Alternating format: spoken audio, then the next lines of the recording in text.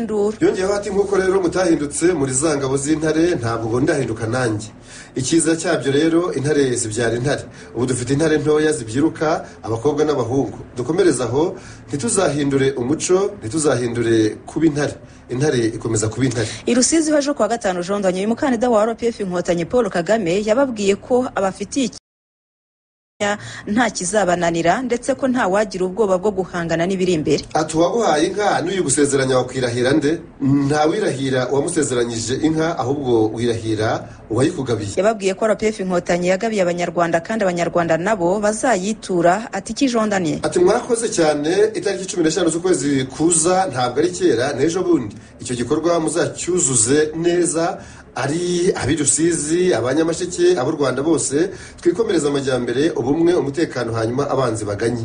Naho hari mu majyepfo y'u Rwanda ejo bundi kuwa kane uyu mukandida perezida w'umuryango wa RPF Inkotanyi yashimangiye ko ibibazo byo guhohotera abaturage by'amaherere bakaba banahunga igihugu cyabo byakemutse burundu mu Rwanda ndetse ko byakemuwe n'abanyarwanda bafatanije. Yagize ati ntabwo bizongera ko ari we wese icyo kibazo cyakemuwe burundu gikemurwa namwe nanjye twari kumwe abenshi hano nubwo bari bataravuka twari kumwe kubera ko aho muvukiye naho mukuriye turi kumwe ntibizasubira kubera mwebwe. Yongeyeho ati gutora FPR rero n'umukandida wayo nicyo bivuze no kuvuga ngo amateka mabi nkayo ntazasubira. Yavuze ko u Rwanda rwimakaje politike y'ubumwe n'amajyambere ndetse yongeraho ko RPF Inkotanyi ishyize imbere gusigasira umutekano kubera ko ari ingenzi kandi ko usigasira umutekano abanasigasira amajyambere igihugu kigezeho. Aho mu majyepfo kandi Xavera kandida perezida Paul Kagame yihanganishije imiryango y'abazize impanuka bajya kwamamaza i Huye. Ni impanuka yahitanye abantu 4 abandi barakomereka. Uyu mukandida wa RPF Inkotanyi yabwiye abaturage ko yifatanije n'imiryango y'ababuze ababo mu mpanuka y'imodoka yabaye. Agira ati iyo mpanuka yabaye abo yahitanye abavandimwe babo imiryango yabo cyangwa se abakomeretse ndagira ngo mvuge ko turi kumwe nabo. Harakorwa ibishoboka byose ngo abakomeretse bavurwe. Perezida Kagame kandi yasabye abaturage ko muri ibi bihe byo kwiyamamaza bakwiye kwitwararika kugira ngo impanuka zidakomeza gutwara ubuzima bwabo. Yakomoje no ku mpanuka yabereye mu karere ka Rubavu ku cyumweru yahitanye abantu 2 mu muvundo wabaye ubwo abaturage basohokaga habereye ibikorwa byo kwiyamamaza. Ashimangira ko nta muntu n'umwe ukwiye gupfa muri ubwo buryo. Kandida perezida wigenga Mpayimana Philippe watikijondanye. Ati ntawe ngamije gutsinda icyo ngamije no gutsinda amatora. Mpayimana Philippe yabivuze ku munsi we wa mbere byo kwiyamamaza yahereye mu karere ka Kirehe mu Burasirazuba bw'u Rwanda abwira abaturage ko atagamije gutsinda kandida perezida Paul Kagame ahubwo agamije gutsinda amatora. Mpayimana Philippe yagifata ijambo yasabye abaturage gufata umunota umwe bakunamira abishwe muri jenoside yakorewe abatutsi mu 1994.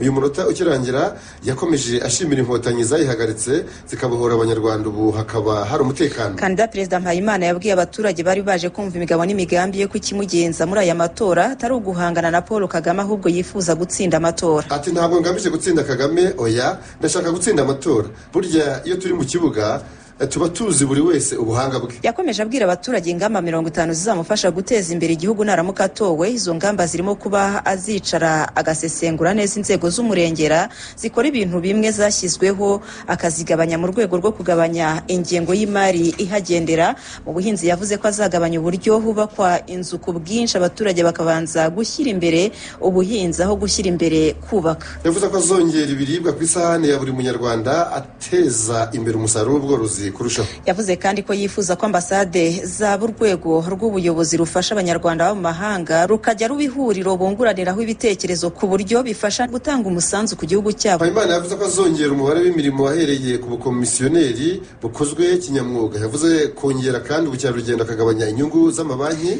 Mu bindi abaturage bamuhereye amashyi harimo guhindura ubutaka bw'umuturage bukareka kuba ubukode bukaba umutungo w'umuturage ibizatuma busorera yishimye aho kubusorera kandi abukodesha. Yavuze ko yifuza ko kandi abarangiza amashuri yisumbuye bazatozwa igisirikare nibura amezi 6 ababishaka bagakomereza muri uwo mwuga abatabishaka bakabivamo. Naho kandida perezida w'ishyaka Democratic Green Party Frank Habineza wiyejeje abanyarwanda kuzakora ubuvugizi Loni hariwo muryango w'abibumbye ugashyiraho ikigega cyahariwe jenoside yakorewe abatutsi. Uyu mukandida w'ishyaka riharanira demokarasi no kurengera ibidukikije mu Rwanda Frank Habineza nawe yabigarutseho ku munsi wa mbere w'ibikorwa bye byo kwiyamamaza yatangiriye mu karere ka Gasabo umurenge umurenge wa Jabana akagari ka Bweramvura umudugudu wa Gitega. Yijeje abanyarwanda ko nibaramuka bamuhundagajeho amajwi bakamutora mu matora y'umukuru w'igihugu azabakorera ubuvugizi mu muryango w'abibumbye hagashyirwaho ikigega cyihariye kindi kizakababaro kubera jenoside yakorewe abatutsi mu Rwanda 94. Frank Habineza yagize ati hari ibyo dushaka kuzasaba umuryango w'abibumbye ko hashyirwaho ikigega kindi kizakababaro ku Rwanda kubera jenoside yakorewe abatutsi.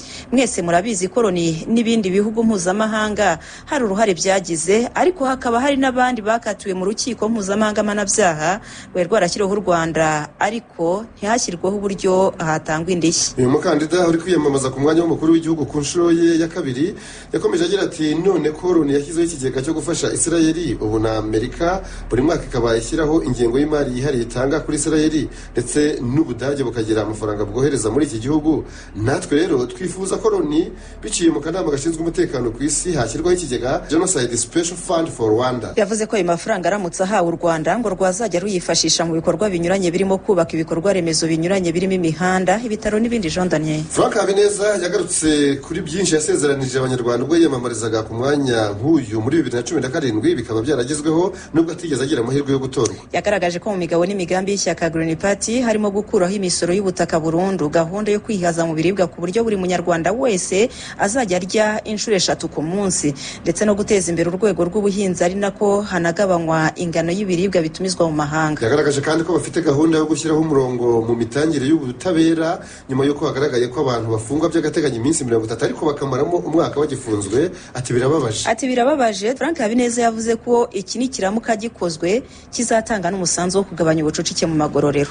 Savera reka ibyo tubivaho ahubwo tugaruke ku ibaruwa ndende ifunguye yandikiwe abanyamakuru 50 bo mu bihugu 11 bamaze iminsi basohora uruhererekane rw'inkuru ziharabika u Rwanda. Ni inkuru zatangiye gushyirwa ahagaragara mu gihe u Rwanda rwitegura amatora y'umukuru w'igihugu n'ay'abadepite hagati y'itariki 14 na 16 z'ukwezi gutaha kwa karindwi. Wanditse ibaruwa mu izina ry'abanyarwanda n'umunyacadi Nokinje Danumu aho haterura agira ati ibaruwa igenewe abanyamakuru b'i Burayi bihaye kuvuga ko bakunda abanyarwanda kurusha uko bikunda. Wanditse ibaruwa kandi ifite umutwe ugira uti u Rwanda ishema ry'abanyafurika, avuga ko inkuru zasohowe n'abo banyamakuru bikize hamwe ngo basige isura mbi u Rwanda zisa n'itangazo ry'intambara bashoje ku Rwanda, bukaba n'uburyo bwihishemo irondabwoko byibasiye perezida w'u Rwanda Paul Kagame wabashije guhindura u Rwanda mo igihugu gitangaje mu gihe cy'imyaka 30 gusa kivuye muri jenoside yakorewe abatutsi yagishegeshe kikongera kwiyubaka gihereye ku busa. Wanditse ibaruwa kandi akomeza abaza bariya abanyamakuru 50 b'i Burayi bihaye kwerekana ko bakunda abanyarwanda kurusha uko bikunda ikibazo kigira kiti Jean Daniel. Kitese mwari muri he muri Mata 1994 ubwo inzirakarengane z'abatutsi bicwaga bazira uko bavutse? Ese kuki ntacyo mwanditse ubwo tariki 28 Mutarama 1993 perezida w'umuryango Sylvie Jean Carbonard yarakubutse mu butumwa mu Rwanda agasuka amarira ku meza y'amakuru ya saa 2 z'ijoro kuri France 2 arizwa n'ubwicanyi yari yabonye mu Rwanda? Ese kuki ntacyo mwavuze ubwo umunyamakuru Bruno Massure yamubazaga kuri ubwo bwicanyi bwafatwaga nka jenoside? Nkuko bikubiye kandi muri iyo baruwa ubwo uyu muyobozi wa Sylvie yabazwaga n'umunyamakuru Bruno Massure ibyo yabonye mu Rwanda, yamusubije agira ati ibyo twabonye nuko abagore bose b'abatutsi barimo kwicirwa mu maso abagabo babo, basaza babo n'ababyeyi babo, baricwa rw'agashinyaguro nk'aho ari inyamaswa, baratereranywe ntawe ubitayeho, barasambanywa ku gahato n'ibindi bikorwa by'amfura mbi bakorerwa.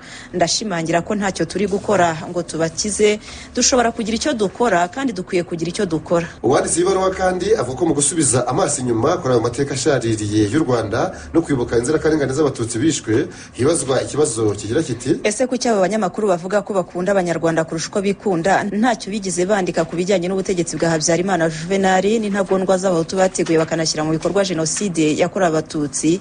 Ese kuki ntacyo bigize bandika hagati ya Mata na Kamena 94 ubwo jenoside yakorerwaga abatutsi ku mugaragara amahanga yose arebera? Muri iyi baruwa ndende kandi umwanditsi agira ati u Rwanda ni ishema ry'abanyafurika, agaruka ku iterambere u Rwanda rumaze kugeraho muri imyaka 30 ishize jenoside yakorewe abatutsi ihagaritswe.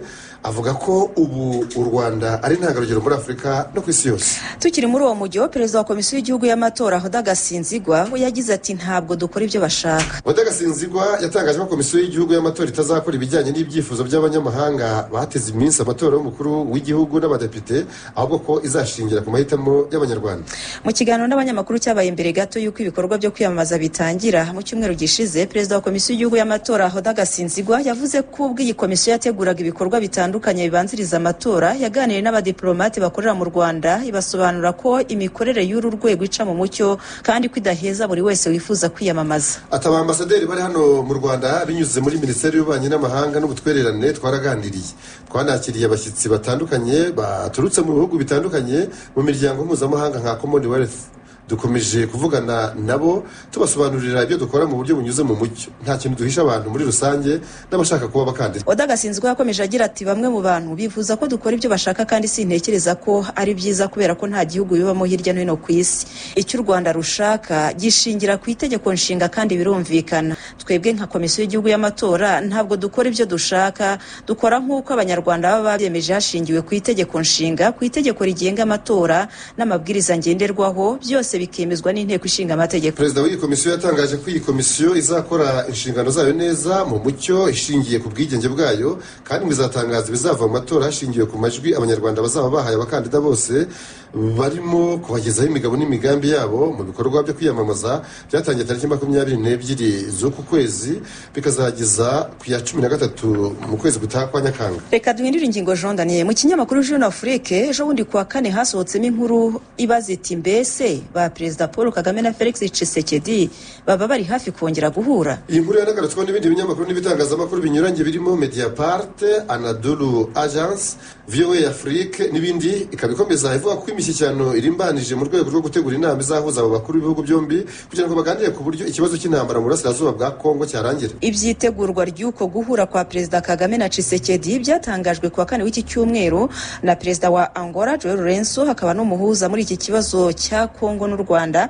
Yabitangarije Abidjan muri Cote d'Ivoire mu ruzinduko rw'akazi yagiriyeyo tariki 27 z'uku kwezi kwa gatandatu. João Lourenço atubu turi kuganira ku rwego rwa za ministeri, twizeye ko vuba aha dushobora guhuriza hamwe abakuru b'ibihugu byombi u Rwanda na Repubulika Iharanira Demokarasi ya Kongo kugira ngo baganire by'imbona nkubone ku buryo haboneka amahoro yuzuye. Perezida Lourenço kandi yakomeje agira ati nta gushidikanya inzira imwe rukumbi yo gukemura ikibazo cy'umutekano muke mu burasirazuba bwa Kongo n'ibiganiro kandi ibyo nibyo turimo kugerageza gukora.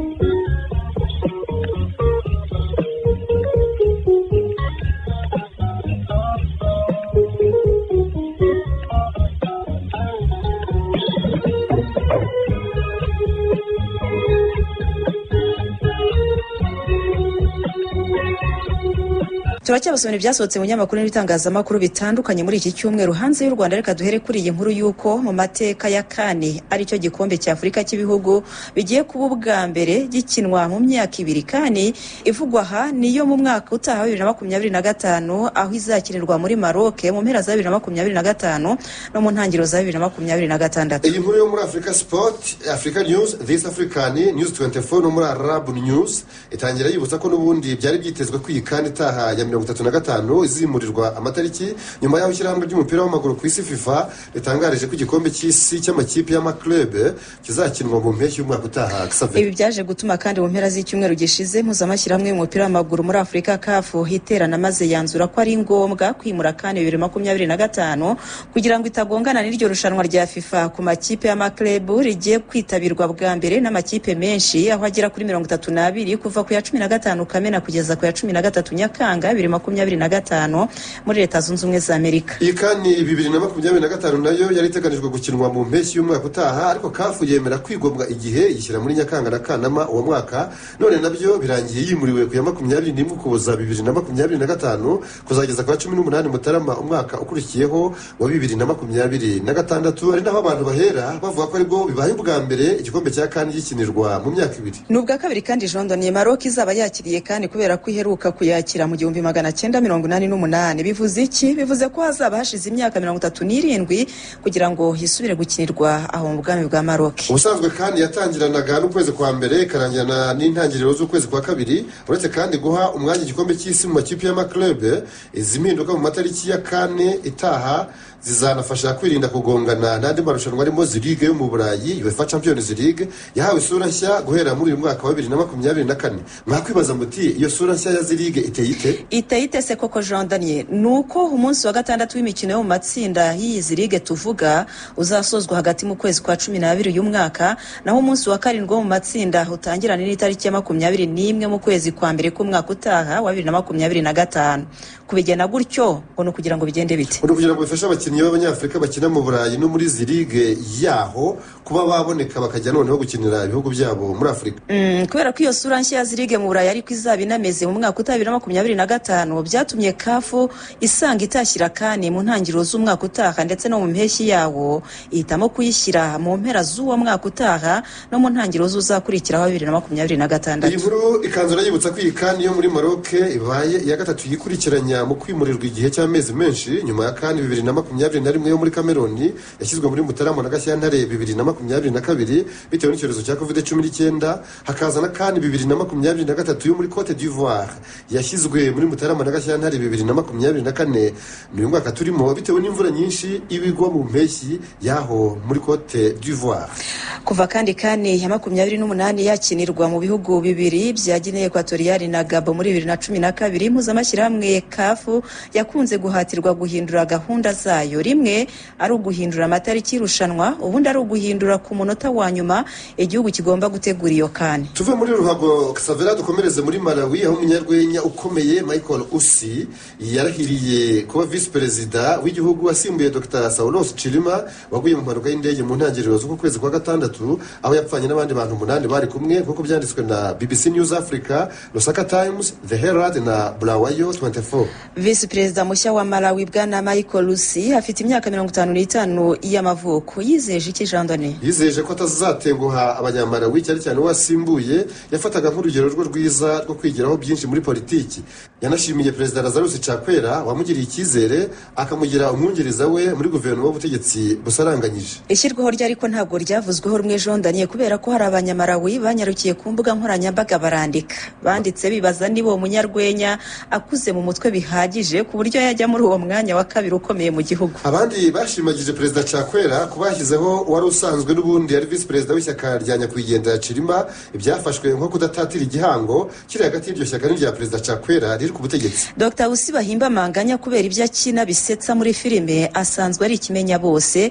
Yamaze imyaka isaga 20 asetsa kuri radio no kuri televiziyo by'igihugu. Yaranzwe kandi no gukora ubuvugizi ngo filime zikorerwa mu gihugu cye zitezwe imbere, nubwo ngo kujya mu ruganda rw'izo filime hatari umwuga umuntu yarambirizaho mu gushakisha imibereho. Ibya politiki yabyinjiyemo mu myaka 7 ishize, ariko na n'ubu abaturage baracyamufata nka bitwenge. Yabanje gushinga umutwe yise mu rurimi rw'iwabo Odia Zake Albe Murandu, bisobanuye tugendekeje mu Kinyarwanda ngo umuntu udatwara utw'abandi ahubwo akarya utwe gusa, uwo niwe muntu nyamuntu. Nyuma uyu munyabisetso yaje kujya mu ishyaka rishya rya UTM ryari rikuriwe na Dr. Saulos Chilima waje kuba vice perezida wa Malawi guhera muri 2014 ku butegetsi bwa perezida Peter Mutharika kugeza atabarutse mu ntangiriro z'uku kwezi kwa Kamena twenda gusoza Xavera. Dr. Usi yanabaye kandi muri guverinoma Jean Daniel aho yari minisitiri w'ubukerarugendo n'umuco kuva muri 2020 kugeza mu ntangiriro z'umwaka ushize nako wa 2023. Muri Kenya ho perezida w'iki gihugu William Ruto yagamburujwe n'imyigaragambyo y'urubyiruko rutishimiye umushinga w'itegeko rishya ry'imari ryanenzwe kuba rihanika imisoro. Muti bamugamburuje bati ibinyamakuru byiganjemo ivy'iyo mu gihugu cya Kenya nka Daily Nation, The East African, Nairobi News, The Standard ndetse n'iby'ahandi mu karere byanditse ko kwa gatatu w'iki cyumweru haribwo perezida Ruto yahumurije abigaragambya abizeza ko iryo tegeko rwose atazarishyiraho umukono. Ni itegeko ritishimiye mu gihugu cyane cyane mu bakiri bato b'urubyiruko bise Gen Z bahisemo inzira y'imyigaragambyo ikomeye mu gihugu yaguyemo ababarirwa muri 20, abarenga 200 barakomereka n'abandi basaga 100 batabwa muri yombi nk'uko byemejwe n'imwe mu miryango iharanira uburenganzira bwa muntu. Niyo myigaragambyo kandi kazibaye ku butegetsi bwa Ruto kuva yaba perezida hanyuze mu matora yo muri 2022 aho yatsinze bigoranye mu kiba we Raila Odinga. Bwana Ruto yagize amajwi 50.5% naho Odinga abona 48.8% mu batoye Ruto higanjemo urubyiruko. Urwo rubyiruko nyine rurimo gukora imyigaragambyo. Mu kiganiro n'itangazamakuru perezida Ruto yavuze ko yumvise mu buryo bwimbitse ibyifuzo by'abanyakenya badashaka iryo tegeko rishya kandi rwose ko abyemeye ku bw'ibyo rero ngo atazasinya iryo tegeko kandi ko rigiye guhita rivanwa no mu nteko ishinga amategeko nubwo yari yatangiye kurisuzuma. Intego y'uyu mushinga w'itegeko wagenaga kwiyongera kw'imisoro yari yo gushaka amafaranga yo kwishyura amadeni ya miliyari saga 60 z'amadolari y'Amerika Kenya ifitiye ibigo mpuzamahanga by'imari n'ibindi bihugu by'amahanga. Kuri iyo ngingo y'amadeni Perezida Ruto yavuze ko kuba iryo tegeko ry'imari rikuweho hakwiye kubaho ibiganiro bisesuye n'abanyakenya by'umwihariko urubyiruko mu gushaka uko Kenya yakwikura muri ayo madeni ayiremereye. Perezida Ruto yavuze ko igihugu cyinjiye mu bihe byo kwizirika umukanda hakagabanywa ibyo igihugu gikoresha ni ingamba ngo zihita zitangirira mu biro bya Perezida wa Kenya bigakomeza no mu zindi nzego za guverinoma. Gusa nubwo Perezida Ruto yafashe izi ngamba zose agamije gucubya uburakari bw'urubyiruko rwigabije imihanda ruvuga ko yarutengushye kubera ko arirwo rwamutoye cyane, uru rubyiruko rwavuze yuko rutamwizera kubera ko ngo yaranzwe n'indimi ebyiri mu gukemura icyo kibazo cy'imyigaragambyo,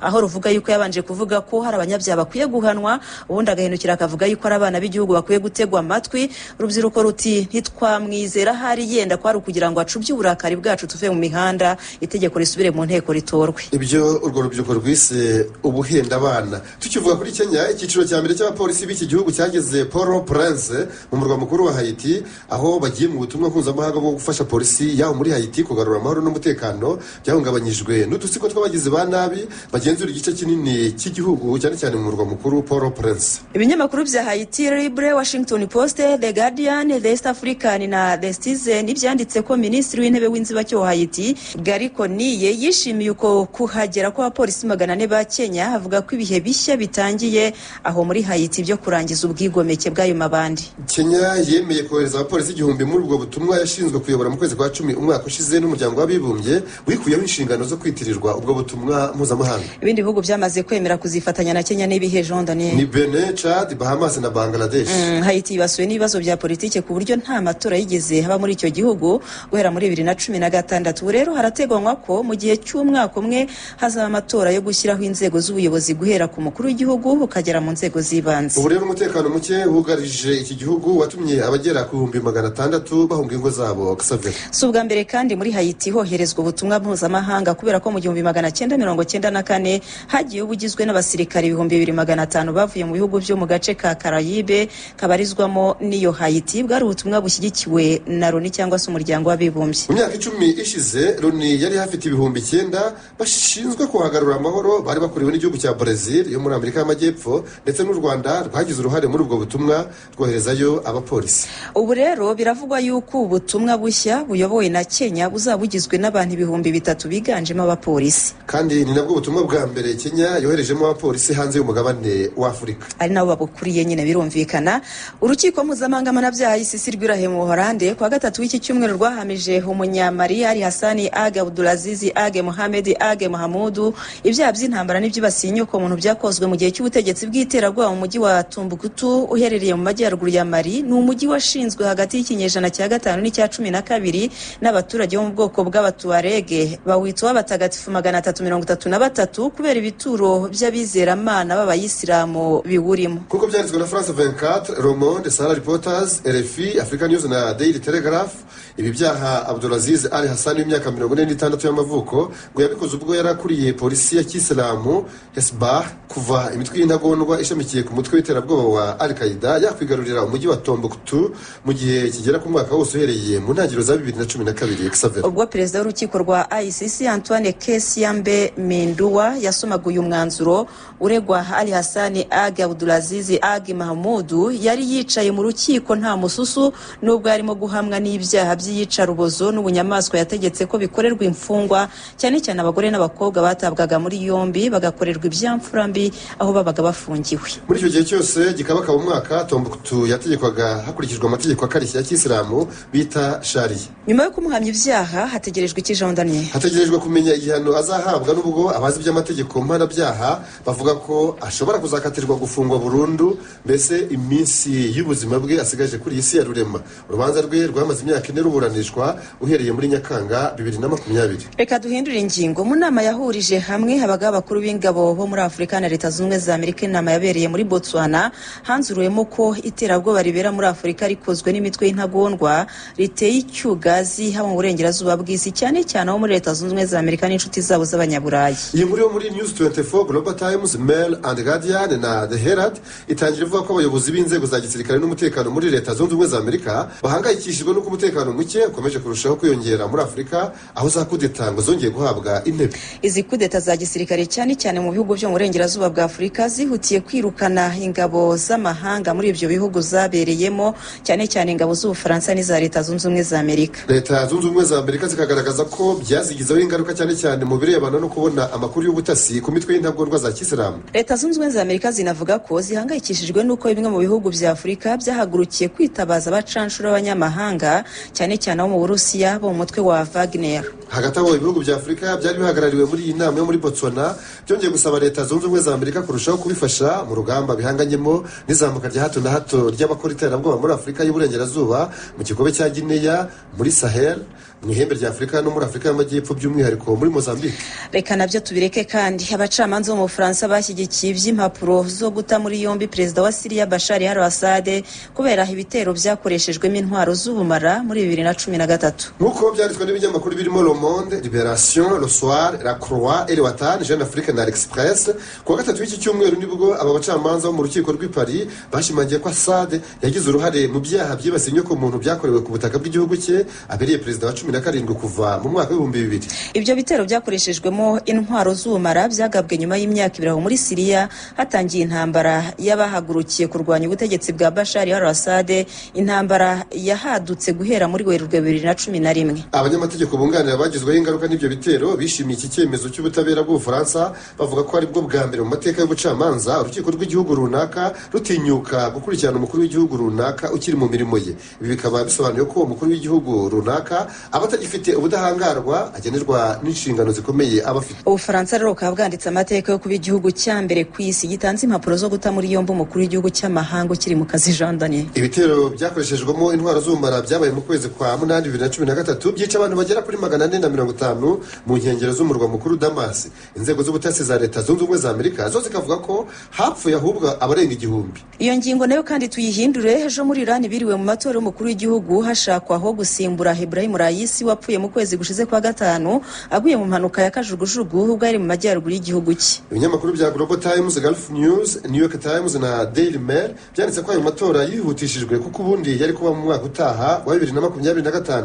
Ni amatora abaye mu gihe Iran ihanganye n'ikibazo cy'ihungabana ry'ubukungu bwarushijeho kuzamba kubera ibihano mpuzamahanga ndetse n'umwuka mubi mu karere iki gihugu giherereyemo. Ni umwuka ukomeje kurushaho kwiyongera hagati ya Iran na Israel bisanzwe bidacana waka, hakiyongeraho intambara yo muri Gaza hagati y'ingabo za Israel n'abarwanyi bo mu mutwe wa Hamas. Iyi ntambara yo muri Gaza hadutse kuva mu Kwakira umwaka ushize. Xavera, abantu 80 nibo bari bagaragaje akayihayo ko gusimbura Raisi. Inama y'ubuyobozi bwa Iran ikuriwe n'umuyobozi w'ikirenga Ayatollah Ali Khamenei icenshuramo abakandida 6 bonyine, Jean Daniel. Ariko amatora yabaye hasigayemo abakandida 4 kuko abandi babiri bakuyemo akabo karenge habura amasaha make cyangwa amatora be. Aho muri Iran haherukaga kuba amatora muri 2021 aho ubwitabire bwari munsi ya 49%.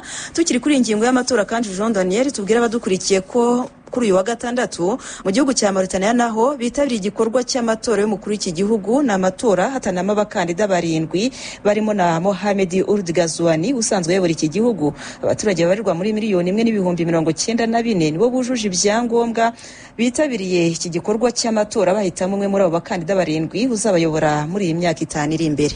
Akasabira reka dusoreze kuri iyi nkuru ya Julian Assange washinze urubuga kamenamabanga rwa WikiLeaks, wageze wabo muri Australia muri iki cyumweru, aho kuri ubu hari umuntu widegembya nyuma y'ubwumvikane yagiranye n'ubutabera bwa leta zunze ubumwe za Amerika bwamushakishaga mu gihe kigeze ku myaka hafi 14 yose. Nk'uko byanditswe na France 24, Le Monde, RFI, Huffington Post, New York Times, Global Times, Le Soir na Daily Telegraph, kuwa gatatu nibwo umucamanza Ramona Manglona wo mu rukiko rwa leta zunze ubumwe za Amerika ruri mu birwa bya Marianne biherereye mu nyanja ya Pacifique yabwiye Assange ko atagikurikiranwe n'ubutabera bw'abanyamerika. Bivuze ikijondanye, bivuze ko agomba kugenda yemye akareka kubundabunda.